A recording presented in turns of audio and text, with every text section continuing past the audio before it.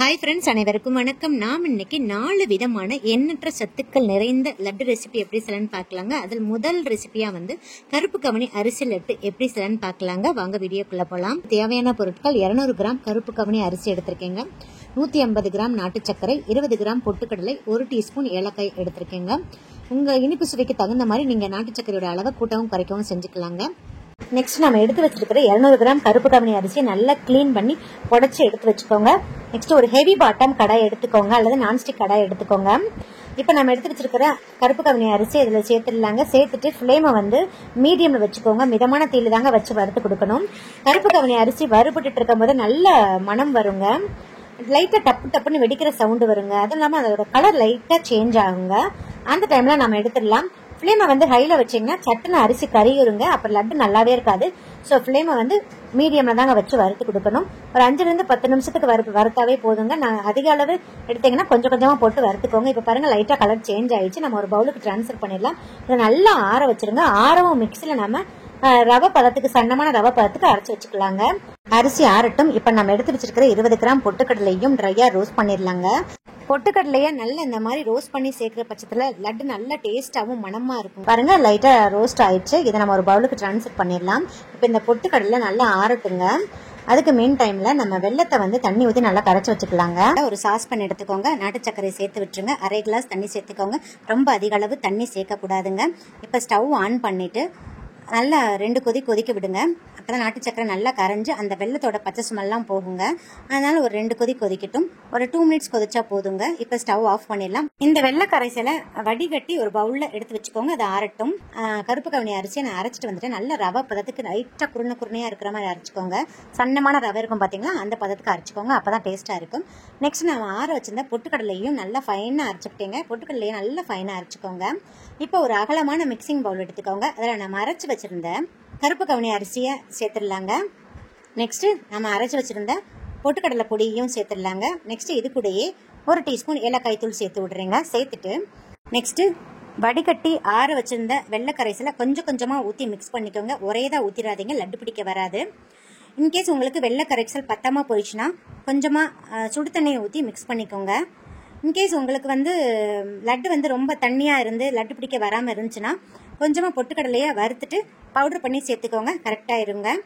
பாருங்க இப்ப லட்டு பிடிச்சாச்சு. ஃபர்ஸ்ட் டைம் பார்க்கும்போது ரொம்ப லட்டு கொஞ்சம் கொலகொலப்பா இருக்கிற மாதிரி இருக்குங்க. போக போக நல்லா இறுகிரும். ஏன்னா பொட்டுக்கடலை நல்லா பைண்டிங்கா இருக்கும். ஸோ நல்லா இறுகிருங்க. இந்த லட்டை 10 நாள் வரைக்கும் நம்ம ஸ்டோர் பண்ணி சாப்பிடலாங்க. வெளியே வச்சிருந்தீங்கன்னா 1 வீக் வச்சுக்கலாம். ஃப்ரிட்ஜில் வச்சுருந்தீங்கன்னா 10 to 15 நாள் வரைக்கும் நம்ம ஸ்டோர் பண்ணிக்கலாங்க. ஸோ லீவில் இருக்கிற குழந்தைங்களுக்கு இந்த மாதிரி ஹெல்த்தியான லட்டுலாம் கண்டிப்பாக செஞ்சு கொடுங்க. கருப்பு கவனியில் எண்ணற்ற சத்துக்கள் அடங்கி இருக்கு. இப்போ நெக்ஸ்ட் லட்டு பார்த்துடலாங்க. வேர்க்கடலை லட்டு செய்யறதுக்கு நான் இன்னைக்கு 1 கப் வேர்க்கடலை எடுத்திருக்கேங்க. வறுத்த வேர்க்கடலையாவே எடுத்துக்கிறேங்க. நெக்ஸ்ட் இந்த மாதிரி ஒரு கடாய் எடுத்துக்கோங்க. அதில் நம்ம எடுத்து வச்சிருந்த வேர்க்கடலையை சேர்த்துடலாங்க. சேர்த்துட்டு ஒரு 2 to 3 நிமிஷத்துக்கு நல்லா வறுத்து கொடுத்துருங்க. நீங்கள் வறுக்காத வேர்க்கடலையை எடுத்தீங்கன்னா 5 to 10 நிமிஷத்துக்கு அந்த தோல்லாம் பிரிஞ்சு வர்ற அளவுக்கு சிம்ல வச்சு நல்லா வறுத்து கொடுத்துருங்க. வறுத்த வேர்க்கடலையாவே இருந்தாலுமே இந்த மாதிரி ஒரு 2 நிமிஷத்துக்கு வறுத்து செஞ்சாதாங்க இந்த வேர்க்கடலை லட்டு நல்லா டேஸ்டாவும் மணமாவும் இருக்கும். இப்ப பாருங்க இந்த வேர்க்கடலையும் நல்லா சூடாயிருச்சு. இந்த அளவுக்கு நல்லா சூடாகணுங்க. எனக்கு 2 நிமிஷம் போதுங்க. இப்ப நாம இதை எடுத்துடலாம். ஆல்ரெடி நான் கடையில இருந்து வறுத்த வேர்க்கடலையாவே வாங்கியிருக்கிறதுனால எனக்கு 2 நிமிஷம் போதுங்க. இப்ப நம்ம ஒரு பிளேட்டுக்கு டிரான்ஸ்ஃபர் பண்ணிடலாம். வறுத்த வேர்க்கடலையை இந்த மாதிரி ஒரு ஃப்ரையிங் கரண்டில போட்டுக்கிட்டேங்க. இந்த மாதிரி அழுத்தம் கொடுத்து விட்டு நம்ம இந்த மாதிரி சளிச்சு கொடுத்தோம்னா தோல்லாம் ஈஸியா ரிமூவ் ஆயிருங்க. ஸோ இந்த மாதிரி நீங்க ட்ரை பண்ணி பாருங்க. இப்ப பாருங்க சுத்தமா ரிமூவ் ஆயிடுச்சு. இதை நம்ம ஒரு பவுலுக்கு டிரான்ஸ்ஃபர் பண்ணிடலாங்க. நெக்ஸ்ட் மிக்ஸி ஜார் எடுத்துக்கோங்க. மிக்ஸி ஜார்ல கொஞ்சம் கூட தண்ணி இல்லாம நல்லா தொடச்சிருங்க. இப்ப நம்ம எடுத்து வச்சிருக்கிற 1 கப் வறுத்த வேர்க்கடலையை சேர்த்துடலாங்க. இதோட அளவு பாத்தீங்கன்னா 50 கிராம் இருக்குங்க. நான் கொஞ்சமா தாங்க இன்னைக்கு செய்ய போறேன். இப்ப மிக்சியில ஒரே ஒரு பல்ஸ் கொடுத்து எடுத்துட்டு வந்துருங்க. பாருங்க இந்த அளவுக்கு நல்ல திப்பி திப்பியா இருக்கணுங்க. அந்த அளவுக்கு அரைச்சு வச்சுக்கோங்க. இப்ப அதே மிக்ஸி ஜார்ல நான் இன்னைக்கு 1.5 கப் பொடித்த வெல்லம் சேர்த்துக்கிறேங்க. வெள்ளத்தை நல்லா தட்டிட்டு பவுடர் பண்ணி சேர்த்துக்கோங்க. உங்களுக்கு தித்திப்பு நார்மலா வேணும்னா 1 கப் சேர்த்தா போதுங்க. எனக்கு அதிக அளவு வேணுன்றதுக்காக நான் 1.5 கப் சேர்த்திருக்கேங்க. இப்ப இது கூடயே நான் 1 பாதியமா அரைச்சு வச்சிருக்கிற வேர்க்கடலை பொடியும் சேர்த்துடலாங்க. சேர்த்துட்டு ரொம்ப ஃபைனா அரைக்க கூடாதுங்க. கொஞ்சம் கொரப்பா தான் அரைக்கணும். அப்பதான் நம்ம சாப்பிடுறச்ச அங்க அந்த வேர்க்கடலை கடிப்படும் போது ரொம்ப டேஸ்டா இருக்குங்க. பாருங்க, நான் அரைச்சிட்டு வந்துட்டேன். மிக்ஸியில் ஒரே தான் ஓட்டிடக்கூடாதுங்க. ஒரே தான் ஓட்டிட்டிங்கன்னா அதில் எண்ணெய் எல்லாம் கசிஞ்சு வந்துடும். ஸோ இந்த அளவுக்கு குறக்குறன்னு இருக்கணும். அதனால் விட்டு விட்டு ஒரு 2-3 டைம் அரைச்சிக்கோங்க.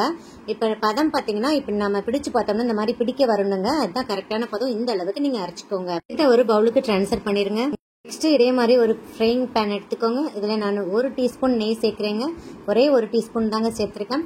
நெக்ஸ்ட்டு இது கூடயே நான் ஒரு 15 ட்ரை கிரேப்ஸ், அதாவது உலர் திராட்சை சேர்க்குறேங்க. சேர்த்துட்டு இந்த உலர் திராட்சையெல்லாம் அளவில் பெருசாகி வர அளவுக்கு நல்லா வறுத்து விட்டுக்கோங்க. இது முழுக்க ஆப்ஷனல் தாங்க. சேர்த்தா ரொம்ப டேஸ்ட்டாக இருக்குங்க. வறுத்த உலர் திராட்சையை இந்த வேர்க்கடலை பொடியிலேயே சேர்த்துடலாங்க. சேர்த்துட்டு இது கூடயே நான் 2 பிஞ்ச் ஏலக்காய் தூள் சேர்க்குறேங்க. ஜஸ்ட் ஃப்ளேவருக்காக தாங்க சேர்க்குறேன். விருப்பப்பட்டாலும் சேர்த்துக்கோங்க, இல்லாட்டி ஸ்கிப் பண்ணிக்கலாம். இப்போ நம்ம நல்லா மிக்ஸ் பண்ணி கொடுத்துடலாங்க. மிக்ஸ் பண்ணிட்டு உருண்டை பிடிக்க ஆரம்பிச்சிடலாங்க. நல்லா ஸ்மூத்தாக உருண்டை பிடிக்க வருங்க. நல்லா டைட் பண்ணி அழுத்தம் கொடுத்து நல்லா இப்படி உருண்டை பிடிச்சிக்கோங்க. பாருங்க, உள்ளங்கையில வச்சு நல்லா ரவுண்ட் பண்ணிக்கோங்க. உருண்டை பிடிக்கிறதுக்கு கஷ்டமா இருந்துச்சுன்னா எல்லார் வீட்லயும் இந்த மாதிரி சாம்பார் குழிக்கரணி இருக்கும் இல்லைங்க, ஸ்மால் சைஸ் சாம்பார் குழிக்கரணி, அதை எடுத்துக்கோங்க. இந்த மாதிரி நல்லா அழுத்தம் கொடுத்துருங்க. நல்லா பெருவிரலை வச்சு நல்லா அழுத்தம் கொடுத்துருங்க. அழுத்தம் கொடுத்துட்டு இந்த மாதிரி லைட்டா நமக்கு எடுத்தாவே சூப்பரா வந்துருங்க. பாருங்க, சூப்பரா வந்துச்சு. ஸோ நம்ம இந்த மாதிரி கூட நம்ம செஞ்சுக்கலாங்க, உங்க விருப்பம் தான். ஸோ இதே மாதிரி எல்லா மாவுகளையும் நம்ம உருண்டையா பிடிச்சு வச்சிடலாங்க. பாருங்க ஃப்ரெண்ட்ஸ், ஃபைனலாக நம்மளோட வேர்க்கடலை லட்டு ரெடி ஆயிடுச்சு. ரொம்ப டேஸ்டியான லட்டு, அது கூட ரொம்ப ஹெல்த்தியானதுங்க. இந்த வேர்க்கடலையை வந்து நிறைய நியூட்ரியன்ஸ் இருக்குங்க. புரோட்டீன், கால்சியம், பொட்டாசியம், மெக்னீஷியம், அப்புறம் omega 3 fatty acids, omega 6 fatty acids அதிக அளவு இருக்கிறதுனால குழந்தைங்களோட வந்து ஞாபக சக்தியை அதிகரிக்குங்க. ஸோ டெய்லி ஒரு லட்டு நீங்கள் கொடுத்துட்டே வர பட்சத்தில் அவங்களோட ஞாபக சக்தி அதிகரிக்குங்க. இந்த லட்டை வந்து ஒரு ஏர்டைட் கண்டெய்னர்ல ஸ்டோர் பண்ணிட்டு ஃப்ரிட்ஜில் வச்சு விட்டீங்கன்னா 15 நாள் வரைக்கும் வச்சு சாப்பிடலாங்க. அதுக்கு மேலே ஸ்டோர் பண்ண முடியாது, ஒரு மாதிரி ஸ்மெல் வர ஆரம்பிச்சிருங்க. இப்போ நம்ம நெக்ஸ்ட் லட்டு ரெசிபி எப்படி செய்யலாம்னு பார்க்கலாங்க. எள்ளுருண்டை செய்யறதுக்கு ஃபர்ஸ்ட் 100 கிராம் கருப்பு எள்ளு எடுத்திருக்கீங்க. நீங்கள் வெள்ளை எள்ளும் செய்யலாம், பட் கருப்பு எள்ளில் தான் நிறைய சத்து இருக்கு. கருப்பு எள்ளில் கால்சியமும் அயனும் நிறைஞ்சிருக்கு. இந்த மாதிரி கடாய் எடுத்துக்கோங்க. கடாயில் வந்து நம்ம எடுத்து வச்சிருந்த 1 கப் எள்ளை வந்து நான் ஆட் பண்ணிட்டேங்க. எள்ளில் வந்து நிறைய கல் மண்ணெல்லாம் இருக்கும். ஸோ நல்லா க்ளீன் பண்ணிட்டு எடுத்துக்கோங்க. இதோட அளவு பார்த்தீங்கன்னா 100 கிராம் இருக்கும். ஃப்ளேமை வந்து சிம்மில் வச்சுருங்க. எள்ளு வறுத்துட்டு இருக்கும் போதே நல்ல மனம் வரும். அதுவும் இல்லாமல் எள்ளு டப்புன்னு வெடிக்குங்க. அந்த ஸ்டேஜில் நம்ம எடுத்துடலாம். பாருங்க, எப்படி டப்புன்னு வெடிக்குது பாருங்க. இப்படி நல்லா வெடிக்கணுங்க. இப்படி வெடிச்சதுக்கு அப்புறம் தான் நீங்கள் எள்ளை எடுக்கணும். ஸோ சிம்லேயே வச்சுட்டு ஒரு 5 மினிட்ஸ்க்கு நல்லா ட்ரையாக ரோஸ்ட் பண்ணிக்கோங்க. ஒரு பிளேட்டுக்கு ட்ரான்ஸ்ஃபர் பண்ணிடலாம். இப்போ வந்து எள்ளை வந்து ஒரு பிளேட்டுக்கு ட்ரான்ஸ்ஃபர் பண்ணியாச்சு. இதை நல்லா ஆற வச்சுருங்க. ஆறட்டும். மிக்ஸி ஜார் எடுத்துக்கோங்க. மிக்ஸி ஜாரில் கொஞ்சம் கூட தண்ணி இல்லாமல் நல்லா தொடச்சிருங்க. தொடச்சிட்டு நம்ம வறுத்து ஆற வச்ச எள்ளை இதில் சேர்த்துடலாங்க. வறுத்து ஆற வச்ச எள்ளை நம்ம இதில் சேர்த்தாச்சு. எள்ளை வந்து கரிகிராமல் வறுத்துக்கோங்க. ரொம்ப கறிடுச்சுன்னா லட்டு சாப்பிட முடியாது, ரொம்ப கசப்புத்தன்மை இருக்கும். நெக்ஸ்ட்டு எந்த கப்பில் நீங்கள் எள்ளு அளக்குறீங்களோ அதே கப்பில் 1/2 கப் வறுத்த வேர்க்கடலை எடுத்துருக்கீங்க. அந்த வேர்க்கடலையோட ஸ்கின்னெல்லாம் ரிமூவ் பண்ணிவிட்டு இந்த மாதிரி எடுத்து வச்சுக்கோங்க. அதையும் சேர்த்துக்கலாம். 50 கிராம் இருக்கும். 100 கிராம் எள்ளுக்கு 50 கிராம் வறுத்த வேர்க்கடலை. ரெண்டையும் சேர்த்து நாம் 2 பல்ஸ் விட்டுட்டு வந்துடலாங்க. அரைச்சிட்டு வந்துட்டேன். 2 பல்ஸ் விட்டு தாங்க எடுத்துகிட்டு வந்திருக்கேன். இந்த அளவுக்கு கொஞ்சம் கோர்ஸாக அரைச்சிக்கோங்க. ஃபஸ்ட்டு 1 கப் நாட்டு சக்கரை எடுத்திருக்கேங்க. 1 கப் எள்ளுக்கு 1 கப் நாட்டு சக்கரை. நெக்ஸ்ட்டு ஃப்ளேவருக்காக ஏலக்காய் தூள் சேர்க்குறீங்க. உங்ககிட்ட ஏலக்காய் தூள் இல்லைன்னா 3 ஏலக்காயை இதிலே போட்டுருங்க. 2 பல்ஸ் விட்டு எடுத்துகிட்டு வந்துடலாங்க. பாருங்கள், நான் 2 பல்ஸ் விட்டு எடுத்துகிட்டு வந்துட்டேன். மிக்ஸியில் அங்கனங்கன்னு ஒட்டியிருக்கும். ஸோ எடுத்து விட்டு நல்லா அரைச்சிக்கோங்க. இந்த அளவுக்கு கொஞ்சம் ஆயில் விடுற அளவுக்கு அரைச்சிக்கோங்க. இப்போ வந்து நாம் இதை ஒரு பவுலுக்கு ட்ரான்ஸ்ஃபர் பண்ணிடலாம். நெக்ஸ்ட்டு ஃப்ளேவருக்காக நான் ஒரு 1/2 ஸ்பூன் நெய் சேர்க்குறேங்க. ஏன்னா நம்ம எள்ளில் இருந்தும் நிலக்கடலையிலிருந்தும் எண்ணெய் விடுங்க. ஸோ அவ்வளவா நெய் தேவைப்படாது. ஜஸ்ட் வாசனைக்காக நான் நெய் 1/2 ஸ்பூன் சேர்த்துருக்கேன். இது ஆப்ஷனல் தான். நெக்ஸ்ட்டு இது கூடயே நான் கொஞ்சம் வறுத்த வேர்க்கடலையை இந்த மாதிரி முழுசாக எடுத்து வச்சுருக்கேன். பாருங்கள், இது ஆப்ஷனல் தான். நீங்கள் விருப்பப்பட்டால் சேர்த்துக்கலாம். அப்படி இல்லைன்னா நீங்கள் முந்திரி கூட வறுத்துட்டு சேர்த்துக்கலாங்க. இது அங்கனங்கன்னா கடிப்படும் போது நல்லா டேஸ்ட்டாக இருக்கும். அதனால தான். இப்போ வந்து நம்ம உருண்டை பிடிக்க ஆரம்பிச்சிடலாம். நல்லா ஸ்மூத்தாக உங்களுக்கு உருண்டை பிடிக்க வரும். இதே மாதிரி எல்லா மாவுகளையும் நம்ம உருண்டை பிடிச்சு வச்சிடலாம். இப்படி உருண்டைகளாக பிடிச்சிட்டு பாருங்கள், இந்த மாதிரி ஃப்ரையிங் கரண்டி இருந்துச்சுன்னா இதை பேக் சைடில் திருப்பி வச்சுக்கோங்க. திருப்பி வச்சுட்டு லைட்டாக ஒரு ப்ரெஸ் கொடுங்க. ப்ரெஸ் கொடுத்தீங்கன்னா இந்த மாதிரி ஒரு அழகான டிசைன் வரும். நீங்கள் இப்படியும் கூட செஞ்சுக்கலாங்க.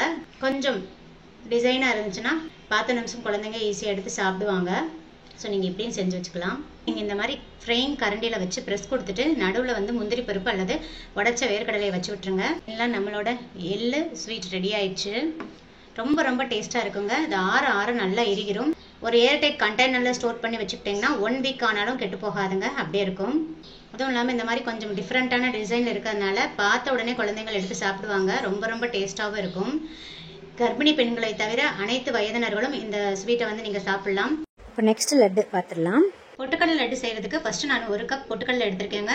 200 கிராம் இருக்கும். எடுத்து 1 கப் பொட்டுக்கடலையை கடாயில் ஆட் பண்ணிட்டேன். இப்போ வந்து ஸ்டவ் ஆன் பண்ணிவிட்டு ஃப்ளேமை வந்து ஃபுல்லாக சிம்மில் வச்சுருங்க. ஒரு 2 நிமிஷத்துக்கு நல்லா ரோஸ்ட் பண்ணி எடுத்துக்கோங்க. ட்ரையாக தாங்க ரோஸ்ட் பண்ணணும். அதோட கலர் சேஞ்ச் ஆகக்கூடாது. இந்த மாதிரி ரோஸ்ட் பண்ணி செய்கிறச்ச லட்டு வந்து நல்லா டேஸ்ட்டாகவும் அதே சமயத்தில் நல்லா ஃப்ரெஷ்ஷாகவும் இருக்குங்க. பாருங்கள் 2 நிமிஷம் ஆயிடுச்சு. கலர் கொஞ்சம் கூட சேஞ்ச் ஆகலை. இப்போ நான் வேறு பிளேட்டுக்கு ட்ரான்ஸ்ஃபர் பண்ணிடுறேன். ட்ரான்ஸ்ஃபர் பண்ணிவிட்டு நல்லா ஆற வச்சுருங்க. இப்போ பொட்டுக்கடலை நல்லா ஆறட்டும். கடாய் எடுத்துக்கோங்க. கடாயில் 1 ஸ்பூன் நெய் ஊற்றிக்கோங்க. நெய் நல்லா காயட்டும். 3 ஸ்பூன் வறுத்த வேர்க்கடலை எடுத்து அதோட ஸ்கின்னெல்லாம் ரிமூவ் பண்ணிட்டு இந்த மாதிரி ஒன்றும் பாதியமாக தட்டி வச்சிருக்கேங்க. அதை நம்ம இந்த நெய்யில் சேர்த்துடலாம். நான் வேர்க்கடலை தான் சேர்த்துருக்கேன். நீங்கள் பாதாம் முந்திரி எது வேணாலும் சேர்த்துக்கலாம். பாதாம் முந்திரியில் இருக்கிற சத்தை விட வேர்க்கடலையில் அதிக அளவு சத்துக்கள் இருக்குங்க. ஏழைகளின் முந்திரின்னு கூட சொல்லுவாங்க இதை. நான் வேர்க்கடலை வந்து ஒரு 3 ஸ்பூன், பெரிய ஸ்பூனில் 3 ஸ்பூன் ஆட் பண்ணியிருக்கேங்க. இப்போ வேர்க்கடலை வந்து நல்லா சிவந்து வந்துருச்சு. இப்போ வந்து ஒரு 15 ட்ரை கிரேப்ஸ் எடுத்துருக்கேங்க. அதையும் சேர்த்துக்கலாம். பாருங்கள் ட்ரை கிரேப்ஸ் எல்லாம் நல்லா இப்படி பெருசாகி வந்துருச்சு. இப்போ நம்ம ஸ்டவ் ஆஃப் பண்ணிடலாம். இதை ஒரு பிளேட்டுக்கு ட்ரான்ஸ்ஃபர் பண்ணிடலாம். நெக்ஸ்ட்டு மிக்ஸி ஜார் எடுத்துக்கோங்க. மிக்ஸி ஜாரில் கொஞ்சம் கூட தண்ணி இல்லாமல் நல்லா க்ளீன் பண்ணிக்கோங்க. இப்போ நம்ம வறுத்து ஆற வச்ச 200 கிராம் பொட்டுக்கடலையே இதில் ஆட் பண்ணிடலாங்க. பொட்டுக்கடலை நல்லா ஆறிஇருக்கணும், அப்போ தான் ஆட் பண்ணணும். இப்போ வந்து நம்ம மிக்ஸியில் இதை ஃபைன் பவுடர் அரைச்சிட்டு வந்துடலாம். பாருங்கள் நான் பொட்டுக்கடலையே நல்லா அரைச்சிட்டு வந்துட்டேன். 1 கப் பொட்டுக்கடலைக்கு 3/4 கப் நாட்டு சக்கரைங்க. நீங்கள் ஒயிட் சுகர் சேர்க்குறதா இருந்தால் 1/2 கப் சேர்த்துக்கோங்க. முடிஞ்ச அளவுக்கு ஒயிட் சுகரை அவாய்ட் பண்ணிக்கோங்க. இப்போ இதையும் சேர்த்து நல்லா மிக்ஸியில் கிரைண்ட் பண்ணிட்டு வந்துடலாம். நல்லா இப்போ ஃபைனாக அரைச்சிட்டு வந்துடுங்க. நான் நல்லா ஃபைனாக அரைச்சிட்டு வந்துட்டேன். நாட்டு சக்கரை சேர்த்து நல்லா ஃபைனாக அரைச்சிருங்க. கொஞ்சம் கூட இந்த நறுநறுன்னு இல்லாமல் நல்லா இப்படி உருண்டை பிடிக்க வரணும். நெய் சேர்க்காமலே நமக்கு இப்படி உருண்டை பிடிக்க வரணும். இதுதான் கரெக்டான பதம். ஸோ இந்த அளவுக்கு நல்லா ஃபைனாக அரைச்சிக்கோங்க. நெக்ஸ்ட் இதில் 1 ஸ்பூன் ஃப்ளேவருக்காக ஏலக்காய் தூள் சேர்க்குறீங்க. உங்ககிட்ட ஏலக்காய் தூள் இல்லைன்னா பொட்டுக்கடலையை அரைக்கிறச்சையும் நீங்கள் மிக்சியில் போட்டு அரைச்சிக்கோங்க. 3 ஏலக்காயை மிக்சியில் போட்டு அரைச்சிக்கோங்க. இது கூடயே நம்ம நெய்யில் வறுத்து வச்சுருந்த வேர்க்கடலையும் ட்ரை கிரேப்ஸையும் ஆட் பண்ணிடலாங்க. இது கூட நல்லா மிக்ஸ் பண்ணி விட்ருங்க ஃபஸ்ட்டு. நெக்ஸ்ட்டு நான் ஒரு 1/4 கப்பை விட கொஞ்சமாக நெய் வந்து உருக்கி வச்சுருக்கேங்க. நெய் வந்து கொஞ்சம் மிதமான சூடு இருக்கும் போதே கொஞ்சம் கொஞ்சமாக ஆட் பண்ணி மிக்ஸ் பண்ணிக்கோங்க. எல்லா நெய்யும் ஆட் பண்ணிடாதீங்க. நல்லா அழுத்தம் கொடுத்து மிக்ஸ் பண்ணிக்கோங்க. இந்த நெய்யோட சூட்லேயே நம்ம சேர்த்துருக்கிற வெல்லம் வந்து நல்லா மெல்ட் ஆகி வருங்க.